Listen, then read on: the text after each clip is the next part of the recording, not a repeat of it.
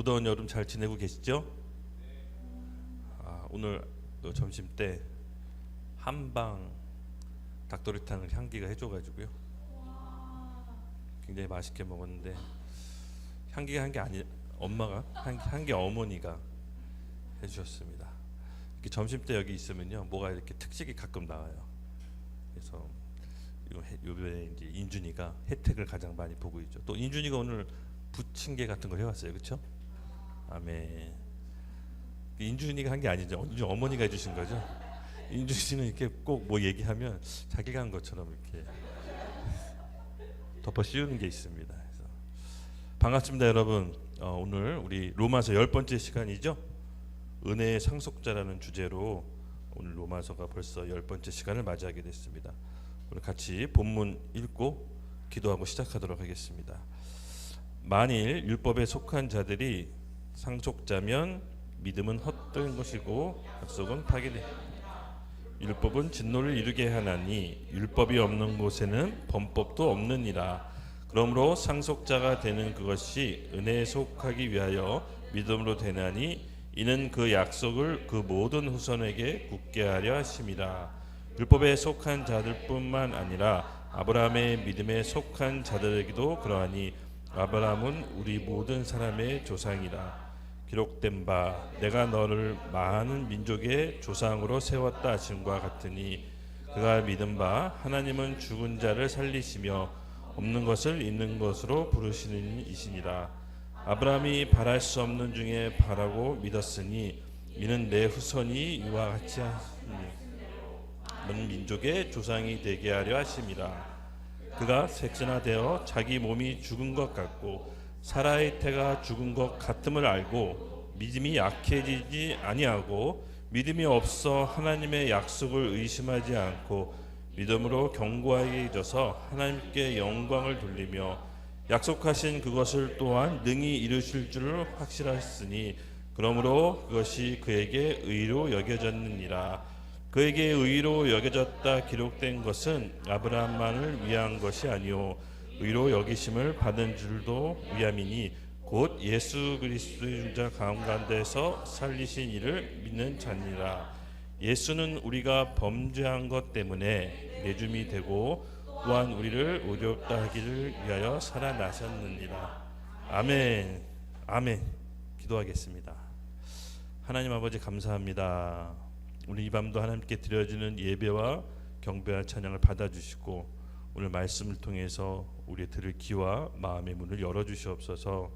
로마서 말씀을 통해 우리의 삶과 또 우리의 신앙의 기준을 바로 세워갑니다. 여기 함께 모여있는 모든 청년들에게 오늘 이 밤 하나님의 은혜를 허락하셔서 말씀의 기준이 되는 삶을 살 수 있도록 성령의 능력을 충만히 부어주시옵소서. 감사합니다. 예수님의 이름으로 기도드렸습니다. 아멘. 네, 시작하기 전에 좀 말씀을 읽다가 받은 감동이 있어서 같이 좀 나누려고 합니다. 이사야서 14장 24절 말씀인데요. 우리 여러분이 함께 읽어주시겠어요? 시작.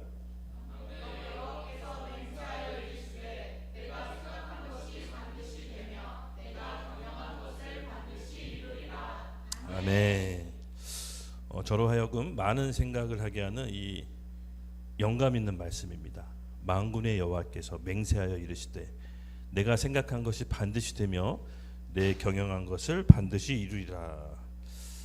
지난 시간 이제 제가 신앙생활한 걸 이렇게 되짚어 보고 가끔은 내가 어떤 생활을 해왔지라고 이렇게 생각할 때가 많아요. 설교 준비하다 보면 젊었을 때 시절, 초창기 예수 믿던 시절 이런 것들을 이제 생각이 많이 나요. 신기하게 지금 내가 어떻게 하다 여기까지 왔지? 막 이러면서 생각을 많이 하게 되는데 그 중에 좀 제가 안타깝고 좀 살면서 이런 거는 내가 왜 그랬지 하는 실수했던 생각들이 많이 좀 나거든요. 근데 제가 지나고 나니까 하나님의 때와 타이밍을 몰랐던 것 같아요. 그러니까 오늘 말씀에 보면은 만군의 여호와께서 맹세하여 이르시되 내가 생각한 것이 반드시 되며 내가 경영한 것을 반드시 이루리라.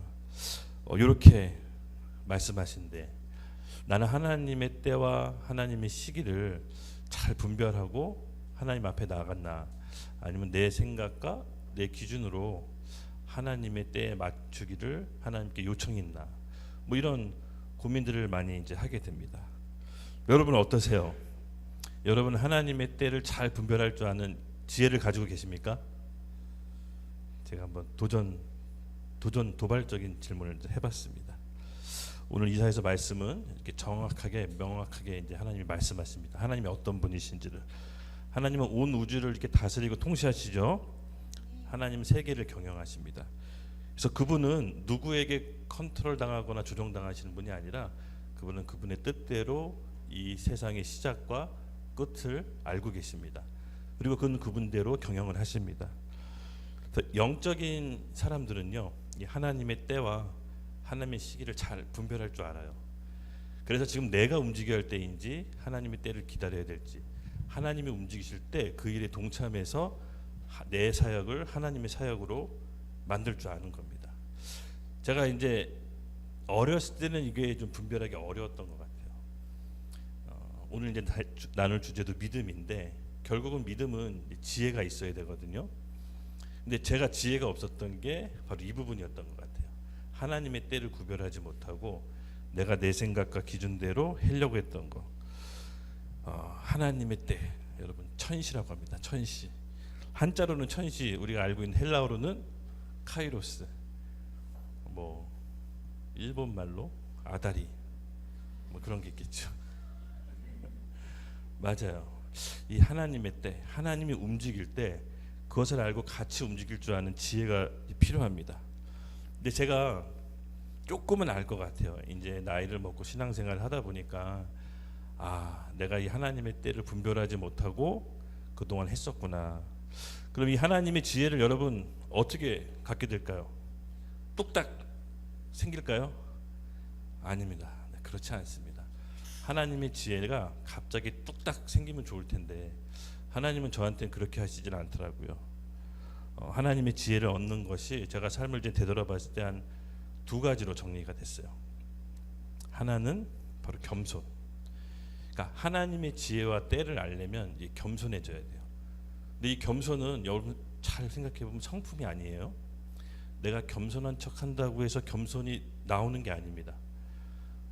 내가 해보고 수만 번, 수천 번, 수백 번 실수하고 넘어지고 실패한 거 끝에 내 생각이 틀렸구나. 내가 내 삶대로 계획이 되지 않는다는 걸 인정할 때 약간 하나님이 입혀주시는 갑옷과도 같아요. 그때 겸손이 생깁니다. 하나님을 경외하는 눈이 이제 생기는 거죠. 성경의 잠언은 뭐라고 나옵니까? 하나님을 경외하는 게 지혜의 근본이라고 합니다. 결국은 내 뜻대로 해서 안 되는 거를 수백 번 수천 번 겪어본 다음에 하나님을 경외하는 눈이 생기는 거예요. 그때 비로소 하나님이 말씀하시는 말씀이 들리기 시작해요. 그래서 하나님의 때를 아는 사람들은요, 하나님의 말씀을 기다려요. 하나님 말씀하실 때까지 기다려요. 여러분 이스라엘 백성이 하나님이 광야에서 뭐 훈련시키는 줄 아시죠? 하나님보다 앞서가지 않게끔 훈련해요. 밤에는 불기둥, 낮에는 구름기둥. 이게 뭐냐면은 아주 사람 피말려 죽이는 거예요. 어느 날은 구름기둥이 10m 이동하면 빨리 짐 싸서 10m만 이동해야 돼요. 그 앞서서 가면 안 돼요. 또 어느 날은 하염없이 몇 킬로씩 불기둥이 이동하면 또 그 불기둥 쫓아서 몇 킬로씩 가야 돼요. 이유를 모르겠어요. 하나님 그렇게 훈련시켜요. 어느 날은 안 움직이면 몇 달, 며칠 움직이지 않고 그 자리에 있어요. 그게 무슨 뜻입니까? 여러분 하나님의 때에 하나님의 길들여지는 거예요. 결국은 그 하나님이 움직이는 만큼만 우리가 움직여야 되는 것을 광야를 통해서 하나님이 알려주고 싶으신 거예요. 만약에 이스라엘 백성이 불기둥 구름기둥을 벗어나서 본인이 옳고 본인이 좋은 소견대로 움직였다고 생각해 보세요. 밤에 추워 죽고 얼어 죽고, 그렇죠? 낮에 더워 죽었을 거예요. 그러니까 하나님의 임재가 있는 곳에 하나님과 함께해야 이스라엘 백성이 행복했던 거예요. 근데 그 이스라엘 백성이 늘 불만 불평이었어요. 아시죠? 그런 삶이 싫었던 거예요. 왜 정해졌던 삶? 나도 내 생각이 있고 내 기준이 있고 내 삶의 방향이 있는데 왜 꼭 구름기둥 불기둥만 쫓아가야 되냐? 이 인간의 그 교만, 내가 내 마음대로 하고 싶은 그 기준, 하나님은 이걸 내려놓고 하고 싶었던 거예요. 그래서 철저하게 구름 기둥, 불 기둥을 쫓아가는 훈련을 무려 40년을 지키세요. 그만큼 우리 고집과 자아는 여러분 생각보다 꺾이지 않아요. 내가 옳다고 생각하는 거, 내가 옳다고 생각하는 기준, 하나님을 쫓아가면서 여러분 많이 꺾여야 됩니다. 그래야 하나님의 때를 분별할 줄 아는 지혜가 생겨요. 조금 알 것 같아요. 신앙생활이 뭔지 정말 조금 알 것 같아요. 하나님을 결국 쫓아가는 사람들은 하나님께서 그 사람들 통해서 하나님의 일을 이루십니다.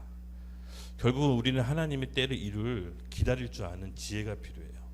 그렇게 기다렸을 때 하나님께서는 그 사람들에게 말씀을 주세요. 결국은 지혜는 내가 가지고 있는 말씀이 얼마나 많으냐에 따라서 지혜가 나오는 거예요. 여러분 동의하시나요? 예. 그래서 여러분 안에 지혜가 많다라고 하는 것은 내가 삶을 통해서 얻은 하나님의 말씀이 많다라는 거예요.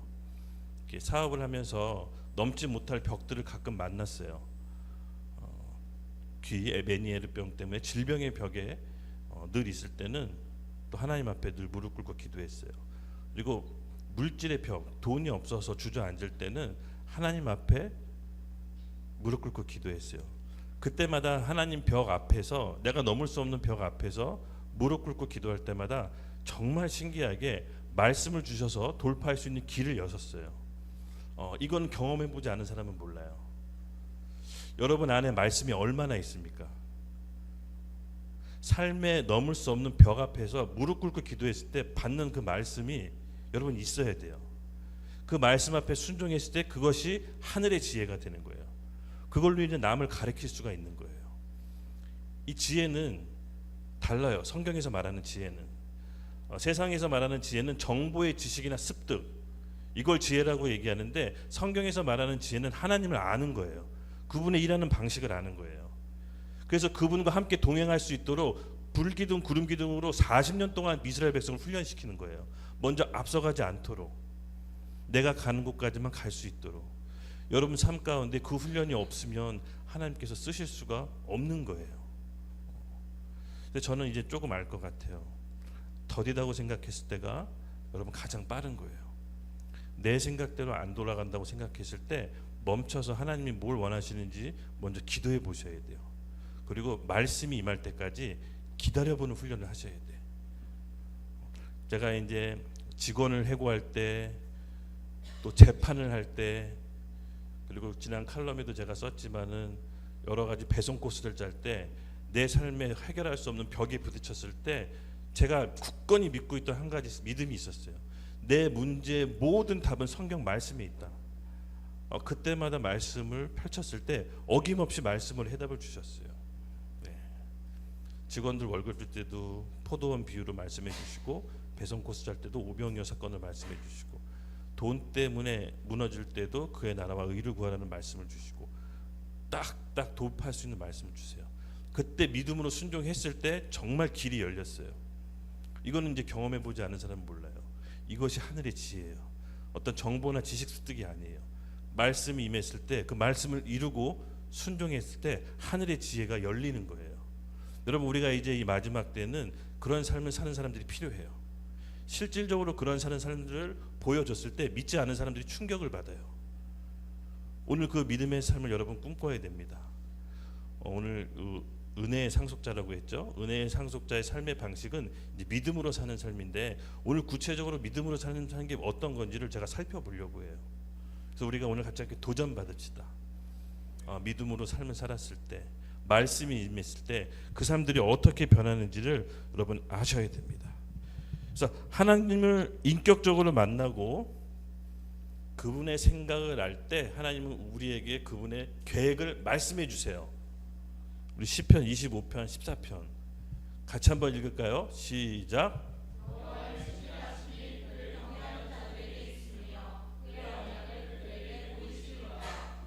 아멘.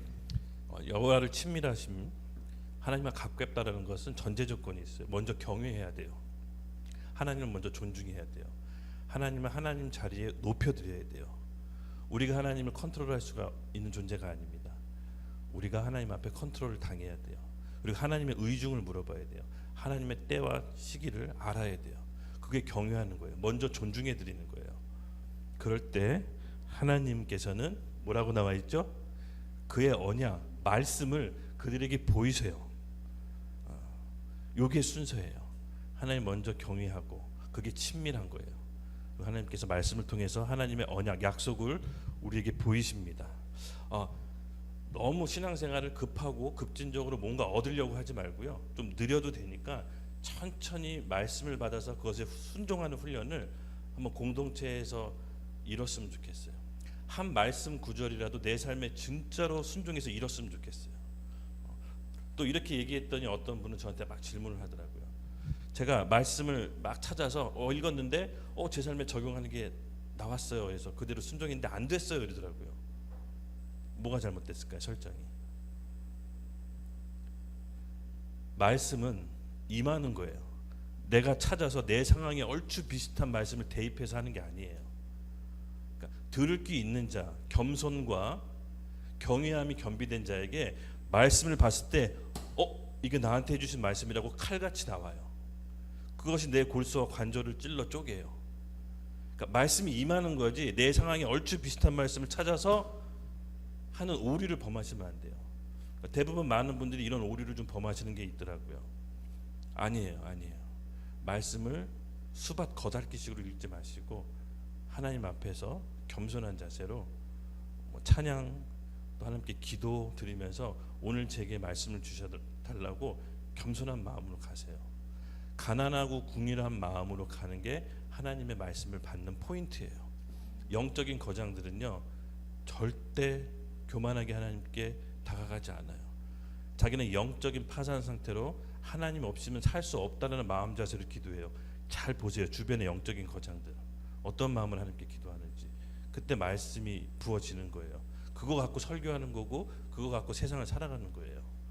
이런 말씀에 인카운트 받은 적이 없다면 여러분 사모하셔야 돼. 그게 우리에게 큰 생명 줄이는 것을 저는 믿습니다. 아멘. 맞습니다. 사랑하는 여러분, 우리가 하나님의 지혜를 오늘 우리 꼭 받아냅시다. 경외하고 겸손한 마음으로 겸비된 자들에게는 하나님의 말씀으로 우리에게 임하실 것입니다. 죽음의 벽, 질병의 벽 살다 보면 내 인생에 내 삶으로 도저히 넘을 수 없는 벽을 마주칠 때가 있어요. 자금적으로 파산할 때가 있고 질병 앞에서 이제 생을 마감해야 될 때가 있고 불의의 사고로 갑자기 생을 마감해야 될 때가 있어요. 그 벽 앞에서 여러분 울부짖고 기도했을 때 하나님께서 주시는 말씀이 있는데 그 말씀 한 구절을 내가 순종할 때 돌판에 새겨진 십자가처럼 내 마음판에 깊게 새겨지는 거예요. 돌머리는 머리가 안 좋지만 돌에 새겨지면 안 잊어버려요. 하나님이 왜 십계명 말씀을 돌판에 새기셨을까요? 잊어먹지 말라고. 우리는 그런 마음밭의 돌판처럼 말씀을 새겨야 돼요. 정말 삶의 벽 앞에 울부짖으며 기도할 때 내가 한 구절이라도 이루는 그 말씀이 나의 지혜가 되는 것입니다. 어디서 좀 주워 듣고 그렇게 하는 것이 결코 지혜가 아닙니다. 우리는 하나님 앞에 그런 마음 자세로 겸비합시다. 네. 사도행전 2장 16절에서 17절. 오늘 서두가 좀 기는데 그래도 오늘 본문 말씀이랑 많이 연결돼서 제가 좀 넣었어요. 그래서 말씀이 임했을 때 유해 선지자가 말하고 우리 잘 아시죠? 사도 베드로. 우리 베드로 사도가 우리 오순절날 설교했잖아요. 3,000명 회심시킨 거. 저는 이 설교 이 장면 보면 아직도 통쾌해요. 베드로가 생각해 보세요. 3번 부인하고 도망 다녔는데 성령 받고 완전 미쳐가지고 예수님 지금 십자가에 못 박은 그 판결한 그 장소에 가가지고 너희가 십자가에 못 박은 그 예수가 우리 하나님이 주와 그리스도가 되게 하셨다. 사람들이 아니 저 못 배운 어부 아니야? 예수님 옆에 있다가 도망간 놈 아니야? 그때는 상관없었어요. 뒤집어졌어요. 죽어도 상관없다는 마음으로 쫙 했을 때 3,000명이 형제여 어찌할꼬 우리가 어떻게 살아야 됩니까? 라고 회개가 이런 일이 벌어져요. 근데 이 말씀 구절이 전 좀 통쾌하더라고요. 근데 이때도 어김없이 베드로가 뭘 강조합니까? 하나님 말씀이 임해야 된다라고 강조하고 있습니다. 같이 읽겠습니다. 시작. 이는 곧 선지자 요엘을 통하여 말씀하신 것이니 일렀을 때 하나님이 말씀하시기를 말세에 내가 내 영을 모든 육체에 부어주리니 너의 자녀들은 예언할 것이요. 우리 17절까지만 나왔나요? 네, 제가 읽겠습니다. 너의 자녀들은 예언할 것이요 너희 젊은이들은 환상을 보고 너희 늙은이들은 꿈을 꾸리라. 아멘. 먼저는 뭡니까? 하나님의 말씀이 임해야 됩니다. 하나님의 말씀이 임했을 때 모든 육체 가운데 내 영을 부어주리니, 하나님의 말씀이 있는 사람에게 성령이 부어지는 겁니다. 그 성령을 통해서 자녀들이 뭐라고 합니까? 자녀들은 예언할 것이요. 예언에 대한 오해가 있는데 성경적으로 봤을 때 예언은 뭡니까? 예언은 미래의 일을 맞추고 무당처럼 어떤 사람을 막 사로잡는 게 아닙니다. 예언은 하나님의 말씀이 이루어질 것을 선포하는 게 예언입니다. 저 인생 가운데 하나님의 말씀이 선포될 것이다, 이루어질 것이다라고 선포해 주는 게 예언이에요. 근데 자녀들이, 말씀이 임한 자녀들이 성령으로 충만하게 되면 하는 얘기가 막 예언을 한대요. 하나님의 일을 선포한대요. 우리나라가 여러분 현실이 어떻습니까? 지금 우울증, 자살률 말도 못해요. 그때 우리 자녀들이 예언을 하는 겁니다. 예수님이 길이요 진리요 생명이십니다. 예수님께 오면 살 수가 있습니다라고 성경 말씀을 예언해 주는 거예요. 사람들을 되돌리는 겁니다. 그리고 너희 젊은이들은 환상을 보고, 영어로 비전이라고 나와 있는데 목표 지점을, 포인트를 찍게 됩니다. 뭘 해야 될지 모르고 어디로 가야 될지 모르고 멘토가 없는 이때에 우리 청년들 목표 지점을 알려주고 깃발을 꽂는다고 합니다.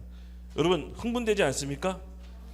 바로 비전이 생긴다는 겁니다. 꿈도 없고 비전 없고 현세에 목매여 있는 우리에게 명확한 비전을 제시한다는 겁니다. 우리가 갈 수 있는 길이 있습니다. 말씀이 우리에게 비전이 되어 표대가 되었을 때 우왕좌왕 허둥대는 인생이 아니라 하나님의 군사로서 정확한 인생을 달려나가게 됩니다. 사도행전에 우리 사도들의 모습이 이러했거든요. 현실적으로 많이 어려웠어요. 예수 믿으면 출교 다닐 때라 경제적인 생활을 할 수가 없었어요. 그리고 숨어서 신앙생활을 해야 됐고, 근데 그들이 모든 걸 뛰어넘어요. 성전에 있건 집에 있건 예수와 그리스도를 전도하게 가르치기를 그치지 않았다라고 해요. 바울은 텐트 메이커, 지금 따지면 노가다 아저씨예요. 노가다 일하면서 교회 개척하고 태운 거예요. 네. 그런 환경을 다 뛰어넘는 거예요. 바로 비전은 가야 될 표대가 명확해집니다. 그리고 마지막으로 너희 늙은이들은 꿈을 꾸리라. 이 부분이 우리나라 현실에 좀 임했으면 좋겠어요. 노인 인구가 많아지고 인구 절벽인데 2040인가 50년 되면은 제가 이제 70대 되면 어마어마하게 노인이 많아진대요. 그럼 나머지 우리 하나 세대들은 우리 이제 부양해야 되는데 죽어나겠더라고요. 진짜 죽어나겠더라고요. 얼마 전에 통계 자료 보니까 출산율이 0.65, 30년 후에는 인구가 4천만 명이 되는데 그 중에 거의 50% 가까이가 노인 인구 되는데, 와, 이거는 지금 먹여 살려야 될 인구가, 이대로 큰 변동 없이 이대로만 가면 정말 국가적인 재앙이라고 합니다. 근데 그 노인들이 꿈을 꾼다고 합니다. 말씀이 임하면 꿈을 꾸는데 어떻게 임하냐? 우리 여호수아 14장 12절에서 13절 한번 읽을게요. 시작. 그날에 여호와께서 말씀하신 이 산지를 지금 내게 주소서. 당신도 그날에 들으셨거니와 그곳에는 아낙 사람이 있고 그 성읍들은 크고 견고할지라도 여호와께서 나와 함께 하시면 내가 여호와께서 말씀하신 대로 그들을 쫓아내리라 하니, 여호수아가 여분네의 아들 갈렙을 위하여 축복하고 헤브론에 그에게 주신 기업을 삼게 하며. 아멘. 이 산지를 내게 주소서 했던 그 갈렙이 학자에 따르면 이때 당시 나이가 80이 넘었다고 합니다. 하나님의 말씀이 임한 갈렙은 꿈을 꾼 거예요. 저 산지를 새파란 젊은 장군에게 여호수아 장군에게 저 산지를 내게 주소서. 그랬더니 여호수아가 갈렙을 축복합니다. 헤브론 땅 네가 가져라. 여러분, 환상, 비전, 꿈, 말씀으로부터 시작되는 겁니다. 말씀이 없이 내 신념, 내 혈기, 내 자신감, 내 능력으로 많이 해봤거든요. 근데 안 돼요. 오래 가지 않아요. 반드시 말씀을 통해서 하나님의 꿈과 비전 받으셔야 됩니다. 우리에게 성령을 마지막 때에 부어주실 것입니다. 그래서 약간 노인이 돼도 노인이 되면 재미없을 것 같은데 이런 생각하는데 노인이도 이 구절을 보고 힘을 얻었습니다. 갈렙처럼 꿈을 꿔야겠다. 노인이 안 될 것 같죠? 되더라고요. 나 우리 어머니가 여전히 계속 우리 어머니가 40대일 줄 알았는데 어느 순간 어머니가 70대 넘는 거 보고 시간 너무 빨리 간다. 무섭다. 이런 생각을 했습니다. 근데 어머니가 요번에 일본 갔다 오셔서 꿈을 꾸기 시작했어요. 마지막 인생을 가치 있는 삶을 살고 싶어 하셔요. 선교. 그 어머니가 해주신 음식을 먹고 일본 사람들이 먹고 복음을 듣는데 어머니가 꿈을 꾸셨어요. 성령이 마지막 때 부어지면 꿈꾸는 인생이 되는 겁니다. 노인이라고 얕보시면 안 됩니다. 할렐루야. 네, 맞습니다. 오늘 성령이 우리 가운데 부어지는 YDP 교회가 되었으면 좋겠습니다. 우리 YDP 교회가 이 꿈과 환상과 비전을 동시에 받는 교회가 되리라고 저는 믿어 의심치 않습니다. 그래서 여러분들이 생각하는 것보다 우리 교회가 너무 중요합니다. 너무 중요한 위치에, 너무 중요한 시점에 하나님이 태어나게 하셨습니다. 영적으로 감지 오시나요? 감이 오셔야 됩니다. 지금 하나님의 타이밍에 우리가 들어가 있다는 거 감이 오셔야 됩니다. 여러분들 한 사람 한 사람 여기 있는 게 우연이 아닙니다. 제가 올 초에 성령의 파도를 타자고 했잖아요. 그렇죠? 성령의 파도를 어떻게 좀 타고 있는 것 같으세요? 저는 타고 있는 것 같아요. 타고 있는 것 같아요. 하나님께서 우리를 초대하셨습니다. 올 초부터 아시아 여러 나라를 돌아다니고 또 문화 막시즘의 전쟁으로 연극을 사용하고 그게 성령의 파도를 타는 저는 증거라고 봐요. 우리 힘으로 할 수 없어요. 이렇게 작은 공동체에서 할 수 있는 일이 아니라고요.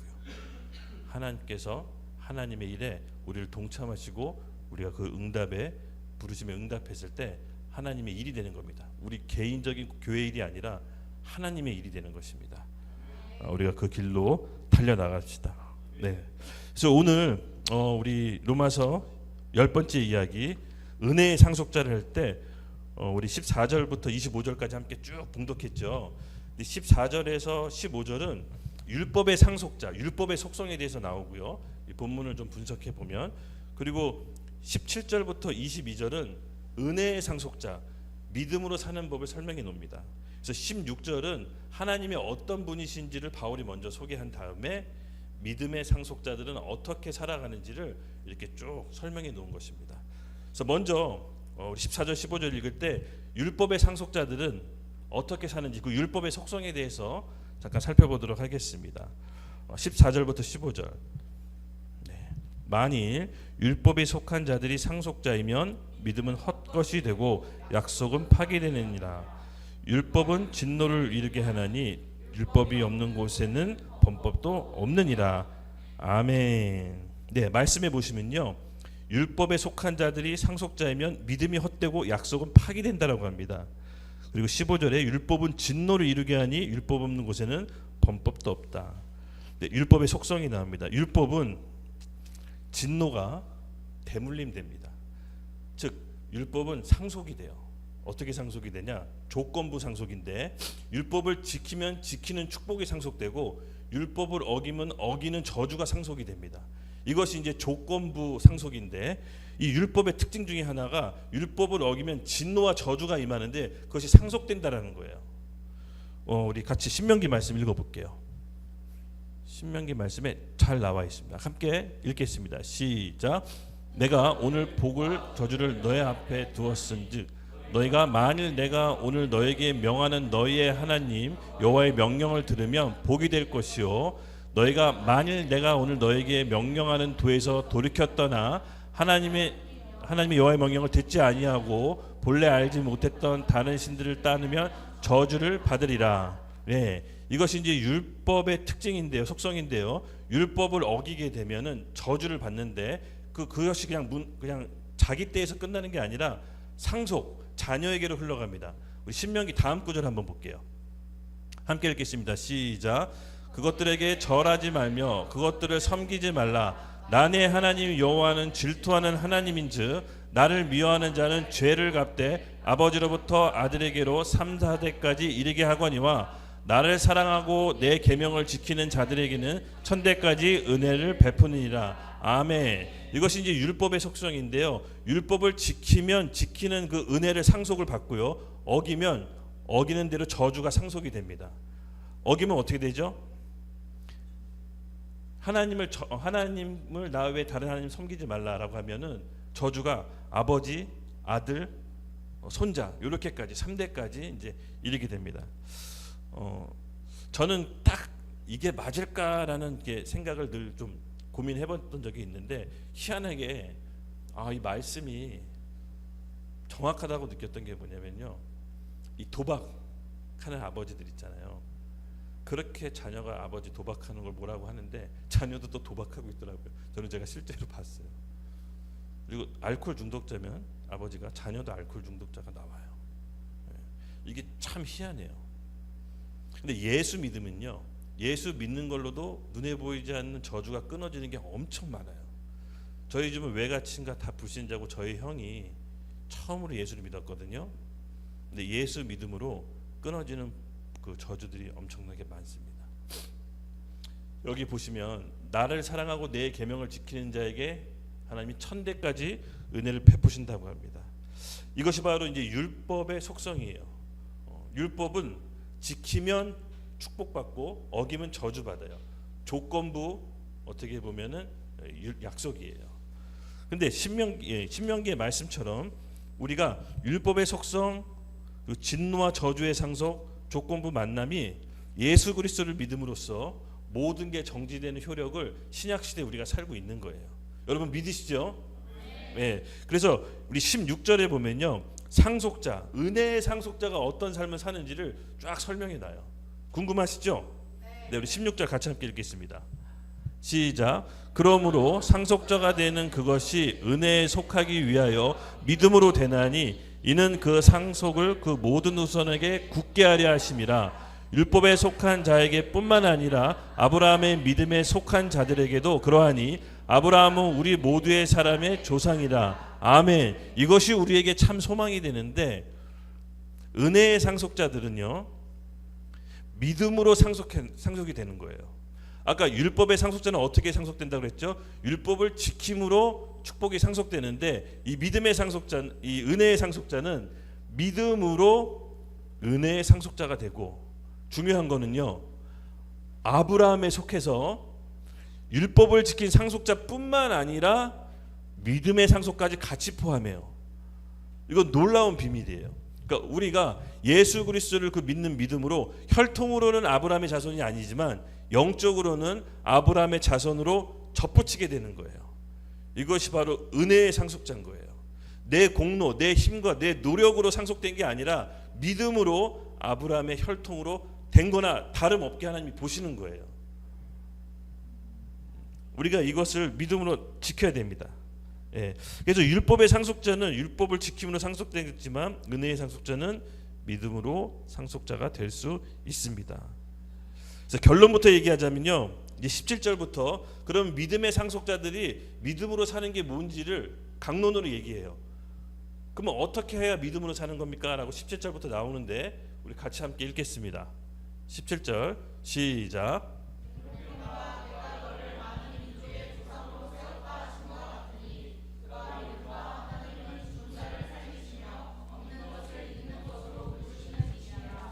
기록된 바 내가 너를 많은 민족의 조상으로 세웠다 하심과 같으니 그가 믿는 바 하나님은 죽은 자를 살리시며 없는 것을 있는 것으로 부르시는 이시니라.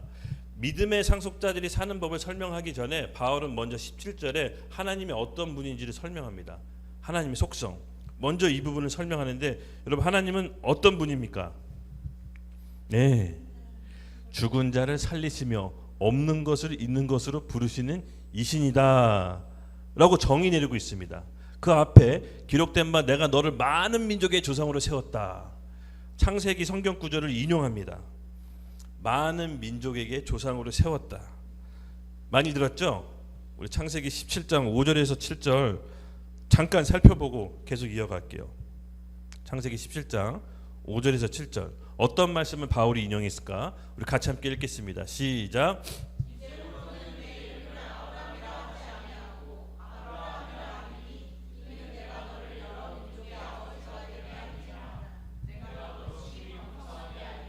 내가 너에게서 민족들이 나게 하며 왕들이 내게로부터 나오니라. 내가 내 언약을 나와 내 및 내 대대 후손 사이에 세워 영원한 언약을 삼고 너와 내 후손이 하나님이 되리라. 아멘. 하나님의 속성인데요, 하나님이 인간하고 관계 맺는 독특한 방식인데 바로 언약입니다. 언약을 통해서 하나님이 신실하심을 보이세요. 이 언약은 뭐냐면요, 하나님께서 하나님 자신의 인격을 걸고 우리와 관계를 맺으세요. 여러분, 어떤 계약을 맺을 때는 담보가 필요하잖아요, 그렇죠? 그래서 계약을 어긴 사람은 그 담보로 대신 보상을 받습니다. 근데 하나님은 그렇게 담보를 제공하실 수 있는 분이 아니세요. 하나님 스스로 존재하고 이 세상의 창조주이기 때문에 인간하고 계약을 맺을 때는 본인의 인격을 거시는 거예요. 그래서 만약에 하나님이 그 언약을 깨면 더 이상 하나님이 아니게 되는 거예요. 이해하셨죠? 기훈이랑 나랑 약속을 했는데 내가 약속을 뭔가 어겼어요. 그럼 내 권위가 무너져요. 왜냐하면 인격으로 기반해서 관계를 맺는 거는 인격이 무너지는 거예요. 그래서 사소한 약속이라도 어기면 사실은 그 어긴 사람의 인격이 무너지는 거예요. 근데 하나님이 우리랑 관계 맺을 때 방식이 바로 이 언약인데 본인의 인격을 거는 거예요. 나는 스스로 존재하는 하나님이고 난 이 세상을 창조했는데 내가 만약에 이거를 어기면 내가 하나님이 아니다, 이렇게 고백하고 계신 거예요. 영원하신 거죠. 속성이 한번 결정하시면 변개가 불가능하세요. 그런 하나님의 영원한 속성을 통해서 우리 인간하고 언약을 맺는 거예요. 그래서 우리 언약은 인간 쪽에서 파괴하지 않으면 하나님 쪽에서는 절대 파괴하지 않으세요. 여러분, 이게 얼마나 복입니까? 하나님이 산 같아서 너무 좋아요. 주님은 산 같아서, 이런 노래 있잖아요. 움직이는 구름이 아니라 늘 산 같아서, 늘 한결 같아서 좋은 거예요. 하나님께서는 언약을 파괴하지 않으십니다. 그래서 그 하나님은 신실하셔서요, 말씀하시면 스스로 파괴하지 않으시고요, 변개가 불가능하시고 또 불가능이 없으신 분이에요. 죽은 자도 살리시고 없는 것도 있게 하세요. 그런 하나님의 신실하심이 어떠한지를 믿음의 상속자를 설명하기 전에 너희가 믿는 그 하나님, 너희가 언약을 맺은 하나님이 어떤 분인지 먼저 바울이 17장에 설명을 해놓고 있는 거예요. 우리 하나님은 너희가 맺은 그 언약 맺은 하나님이 이런 분이다라고 전제 조건을 깔고 18장을 설명하고 있습니다. 18장 함께 읽겠습니다. 시작. 아브라함이 바랄 수 없는 중에 바라고 믿었으니 이는 내 후손이 이와 같으니라 하신 말씀을 많은 민족의 조상이 되게 하려 함이니라. 아멘. 아브라함이 뭐라고 하면 바랄 수 없는 중에 바랐다고 했어요. 믿음의 주요 요소. 믿음은요, 바랄 수 없는 중에 바래요. 그리고 내 후손이 이와 같이 말씀하신 대로 믿음의 조상이 되게 하려 하심이라. 바랄 수 없고 믿을 수 없는 상황을 믿는 게 바로 믿음의 요소예요. 여러분, 이해해서 믿는 것은 믿음이 아니죠. 그냥 그건 이해한 거죠. 근데 도저히 납득이 안 되고 도저히 이해가 안 되는 상황을 믿었을 때 그건 믿음이라고 하는 겁니다. 여러분 어떻습니까? 하나님을 아는 거, 하나님을 얼만큼 아세요? 사실은 우리가 모든 일을 할 때 일을 망칠 때 그 조급함이 있거든요. 근데 그 조급함의 기인은 두려움이에요. 두려움. 하나님에게 불신하는 그 두려움. 아, 내가 이번에 이 일이 안 되면 어떡하지? 내가 이번에 이 일이 성공 못하면 어떡하지? 그 두려움이 사실은 조급함으로 나오고 실패 원인이 제공해요. 그럼 그 조급함이 왜 오냐? 하나님을 믿지 못하는 불신에서 오는 거예요. 우리가 하나님을 신실하심을 알고 믿는다면 때를 기다리는 그 기다림이 필요한 겁니다. 하나님께서 우리를 이렇게 다루실 때요, 때로는 아무 응답을 안 해주실 때가 있어요. 그때는 기다리라는 거예요. 먼저 나서지 말고, 먼저 스텝을 밟지 말고 기다리라는 거예요. 그럼 하나님 때 정확하게 그 일을 하십니다. 우리가 이것을 이렇게 이제 좀 감지하고 분별하는 눈이 이제는 키워져야 돼요. 길러져야 돼요. 공동체에서 같이 해야 돼요. 저는 개인적으로 그 훈련을 좀 오래 받았어요. 하나님한테. 좀 개인적으로 그런 훈련을 좀 오래 받은 게 사업을 통해서, 인간관계를 통해서 많이 제가 했던 그 선택과 실수로 하나님께서 많이 보여주셨는데, 지금도 훈련 받는다고 생각하는데 조금 알 것 같아요. 왜냐면 이게 잘 안 돼서 우리 청년들이 많이 걸리고 넘어져요.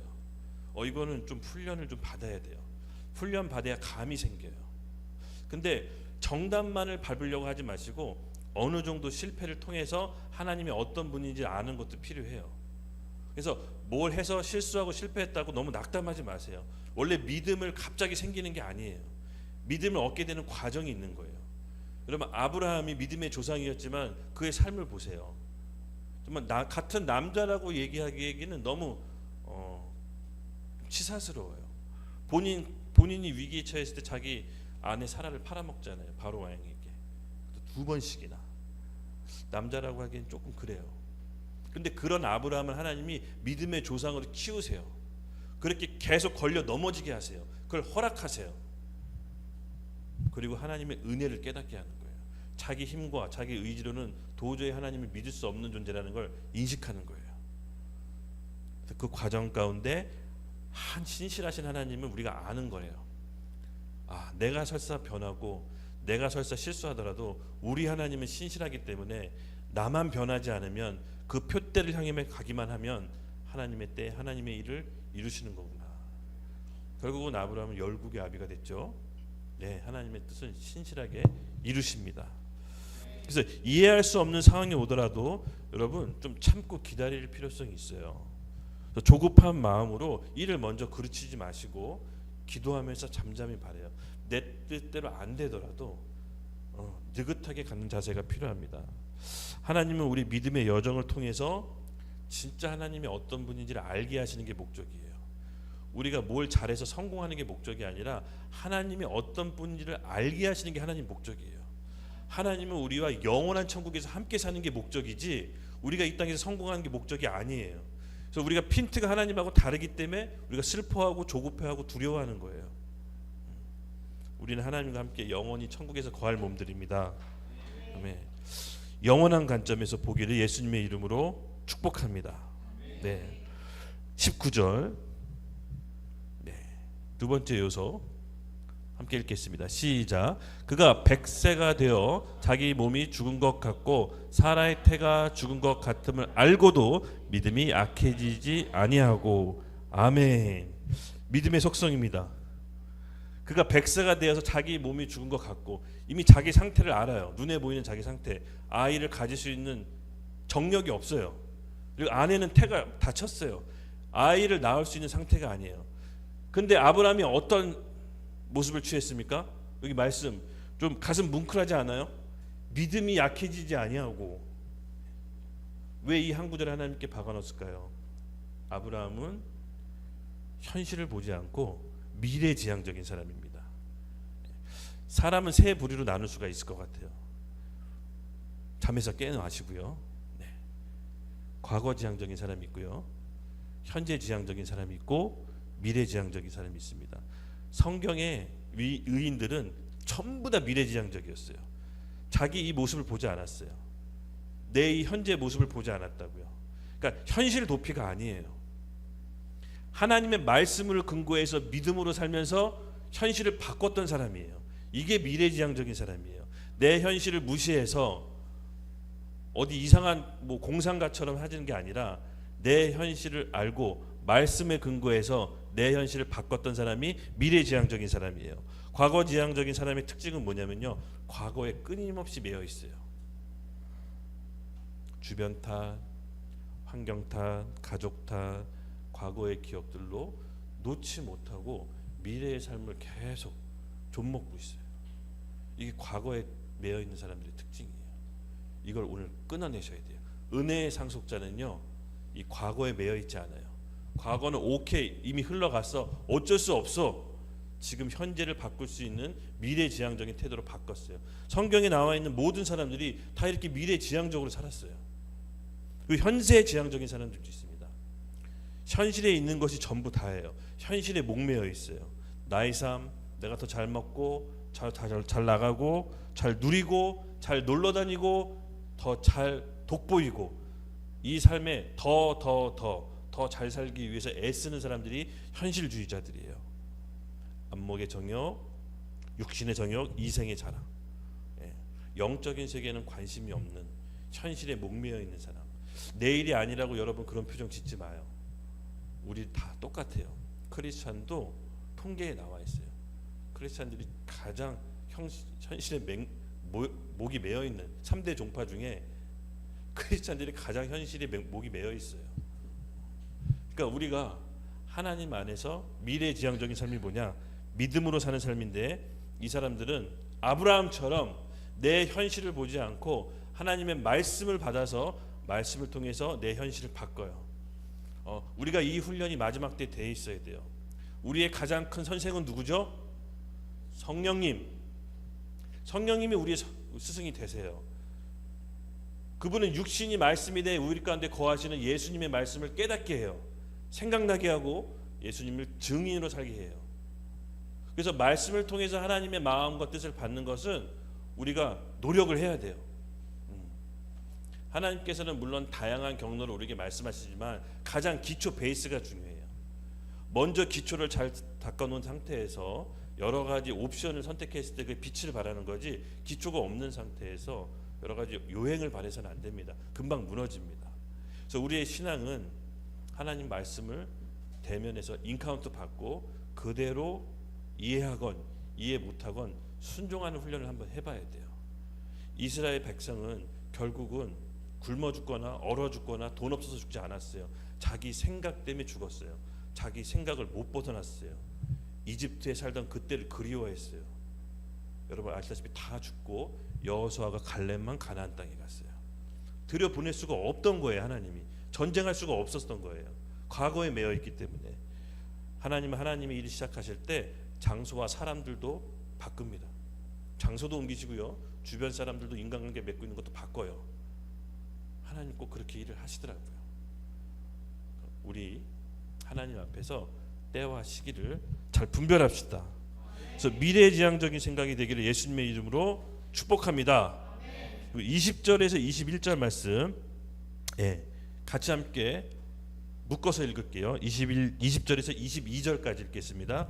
시작. 믿음이 없어 하나님의 약속을 의심하지 않고 믿음으로 견고해져서 하나님께 영광을 돌리며 약속하신 그것을 또한 능히 이루실 줄을 확신하였으니 그러므로 그것이 그에게 의로 여겨졌느니라. 아멘. 오히려 자기 현실을 보지 않고 믿음이 더 굳건해져서, 여러분 중요한 포인트입니다.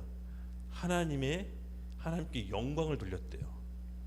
가끔 우리 어디 시상식이나 그 올림픽에 열려서 금메달 따거나 무슨 대종상 시상식 보면서 배우들이 상을 타면 이런 얘기 많이 하잖아요. 하나님께 이 모든 영광 하나님께 올려드립니다. 여러분 그게 하나님께 영광이 될까요? 이 세상 천지 만물이 다 하나님의 건데 자기가 상 탄 걸 드려본들 하나님께서 그 영광으로 받으실까요? 원래 하나님 거잖아요, 그렇죠? 근데 어떨 때 하나님께 영광을 돌리냐? 여러분 잘 기억하십시오. 믿을 수 없는 상황에서 그 믿음이 사그라들지 않고 오히려 하나님의 약속을 의심하지 않았더니 그게 하나님의 영광이 됐대요. 우리 인간 피조물이 하나님께 영광을 돌리는 방식입니다. 여러분 현실을 보지 말고 하나님이 약속하신 그 말씀의 근거로 믿음으로 굳게 지키십시오. 그러면 그것이 하나님의 영광이 됩니다. 내가 내 수준으로 뭘 하려고 하는 거 아니에요. 애써서 뭔가 이루는 게 아니에요. 그건 하나님께 영광이 되지 않아요. 그렇지만 우리가 믿음으로 믿을 수 없는 상황 가운데 믿고 의심하지 않고 굳게 믿음을 붙잡았더니 하나님께 영광 됐다고 합니다. 이 얼마나 흥분되는 말씀입니까? 21절 약속하신 것을 또한 능히 이루신 줄로 확신했도다. 와, 어떻게 아브라함이 진짜 처음에는 자기 와이프 팔아먹고 이리 도망다니고 저리 도망다녔다가 지금 여기까지 온 거예요. 가슴 뭉클하지 않으세요? 그래서 우리가 희망되지 않을까요? 믿음 좋은 사람이 처음부터 아브라함 믿음이 좋아 하나님의 열국의 아비가 되었다면 되게 희망이 없을 텐데 우리 같은 사람들은 그게 아니었던 거예요. 정말 볼품없고 믿음의 밑자도 모르는 사람을 세우셔서 결국 열국의 아비까지 되게 하시는 겁니다. 하나님이 사람을 만드는 방식이에요. 그러므로 우리가 지금 현실의 모습을 보지 맙시다. 현실의 모습을 보는 게 아니에요. 성령의 사람은 믿음의 눈으로 보는 거예요. 미래지향적으로 보는 거예요. 그래서 우리 YDP는 미래지향적으로 갈 겁니다. 지나왔던 삶 묻어두세요. 뭐 어떡하겠어요. 이미 벌어진 거 자꾸 생각하지 마세요. 응? 누가 나한테 상처 줬던 거, 내가 누구한테 상처 줬던 거 자꾸 생각해서 끄집어내지 말고 덮어두고 묻어주세요. 오케이, 지금까지는 어쩔 수 없어. 하지만 내가 이제부터는 하나님 안에서 약속의 말씀의 근거로 그 말씀을 이루며 살 거야. 하나님께서 주실 복이 더 많을 거야 라고 믿음으로 나갑시다. 그때 하나님께서 영광 받으십니다. 우리가 이 믿음의 원리를 잘 안다면은 이 험한 세상, 이 마지막 때 불확실한 미래, 전쟁과 난리와 기근, 도처의 가난 두렵지 않습니다. 우리 올해 표어 말씀이 뭐예요? 오직 의는 믿음으로 말미암아 살리라. 오늘 우리 마지막 때 필요한 게 뭡니까? 저는 믿음이라고 생각합니다. 믿음은 갑자기 만들어지지 않습니다. 공동체, 평상시 삶에 우리가 만들어져야 돼요. 키워져 나가야 돼요. 그래서 어느 공동체에서 어느 신앙생활을 하는지가 너무 중요해요. 여러분 예수님의 이름으로 축복합니다. 네, 우리 23절에서 25절 마무리 메시지 이제 하겠습니다. 우리 찬양팀 앞으로 나와 주시고요. 오늘 찬양팀 폭발할 수 있겠죠? 기대할게요. 자꾸 매주 이렇게 막 폭발해 달라고 하니까 향기가 오늘 좀 되게 반기를 들더라고요. 더 이상 어떻게 폭발해요? 그래서 그냥 하나만 해. 참 귀하죠 향기가. 그래도 폭발하려고 노력을 해요. 저는 이제 향기가 이제 귀엽고 이렇게 저기 해가지고 그냥 막 하는데 향기는 또 무서워서 애쓰더라고요. 그래서 그렇게 하려고 한 건 아니었습니다. 오해하지 마시고요. 하지만 폭발해야 됩니다. 우리 23절에서 24절 25절 함께 읽겠습니다. 시작. 그에게 의로 여겨졌다 기록된 것은 아브라함만을 위한 것이 아니요 의로 여기심을 받은 우리도 위함이니 곧 예수 우리 주를 죽은 자 가운데서 살리신 이를 믿는 자니라. 예수는 우리가 범죄한 것 때문에 내줌이 되고 또한 우리를 의롭다 하시기 위하여 살아나셨느니라. 아멘. 바울의 고백은 기승전결 뭡니까? 복음입니다. 이 남자의 매력이에요. 믿음으로 사는 그 삶이 하나님이 왜 우리를 은혜의 상속자에 두셨냐? 예수 그리스도를 전하라고. 그에게 의로 여겨졌다 기록된 것은 아브라함을 위한 것이 아니요 의로 여기심 받은 우리를 위해서 예수 그리스도를 죽이신 거다. 반대로 대입해 볼게요. 우리가 왜 예수님을 믿고 아브라함의 상속자가 되었죠? 우리만 복 받으라고? 우리만 천국 가라고? 복음을 그렇게 이해하시면 안 됩니다. 그렇죠? 은혜 받은 사람은 은혜를 줄 수가 있습니다. 하나님께서 우리에게 아브라함의 상속자가 되게 하신 것은 복을 나눠주라고. 아직 우리 주변에는요 예수 믿지 않은 친구, 부모, 가족 아직 많습니다. 여러분이 먼저 예수님을 믿고 은혜의 상속자가 된 것은 그 복을 나눠주라는 바울의 깊은 뜻이 오늘의 결론이에요. 이 남자는요 앞에 많은 얘기를 하다가도 마지막엔 꼭 그리스도 복음이에요. 우리가 오늘 예수 그리스도에 먼저 접붙인 자로서 여러분 우리 복을 생각나시는 우리 이웃, 친구, 가족들에게 나눌 수 있도록 하나님께 은혜 달라고 기도합시다. 아직 은혜가 잘 뭔지 모르면 구하는 기도를 하시고요. 그 은혜를 받았다면 하나님 앞에 복의 상속자로 나아갑시다. 마지막 때 이제 많은 환란이 있을 때 많은 사람들이 자아가 죽고 거듭난다고 해요. 너무 고통스러워서 우리 안에 미움, 혈기, 시기, 질투 같은 게 고통을 통해서 사그라들어요. 근데 우리는 이 교회 시대 때 여러분이 공동체를 통해서 우리가 관계 맺고 있는 이 사람들을 통해서 하나님이 먼저 이루기를 원하시는 거예요. 결코 믿음은 혼자서 세워질 수가 없어요. 공동체와 약속, 언약 공동체 안에서 우리 신앙을 자라나게 하시는 거예요. 이게 교회의 비밀이에요. 예수님께서는 자기 몸된 교회 신부랑 만나는 거예요. 머리 대신 그리스도와 몸인 교회가 만났을 때 이 땅의 천국이 완성되는 거예요.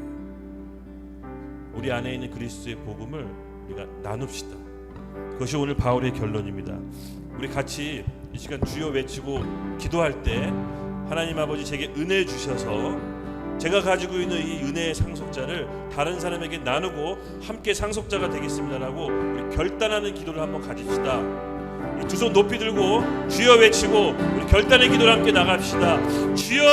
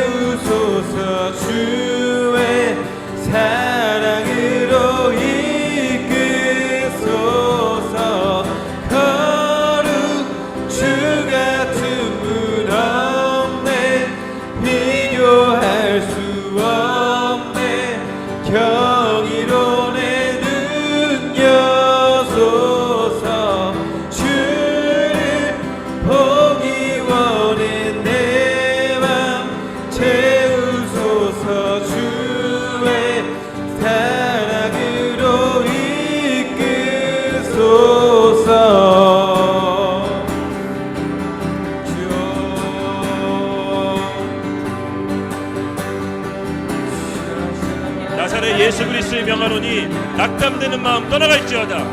안 된다는 마음 떠나갈지어다. 거짓된 사단의 메시지에 속지 않기를 원합니다. 오늘 이 밤 우리 성령의 기름 부으심으로 우리 안에 있는 속고 있는 거짓된 메시지 나사렛 예수 그리스도의 명하노니 모두 다 파산되고 끊어질지어다. 주님의 성령의 은혜를 부어주시옵소서. 낙담하는 영 떠나갈지어다. 떠나갈 땅 실패의 영은 떠나갈지어다. 하나님께 새 힘을 주게 해달라고 우리 같이 예수 주여 외치고 함께 기도하며 나가겠습니다. 주여!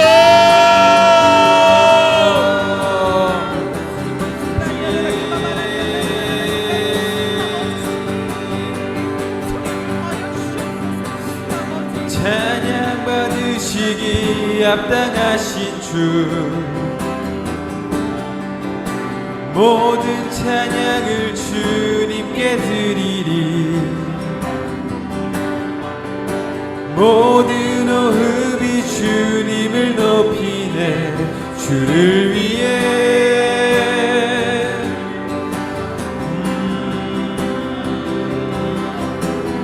거룩 주 같은 분 없네.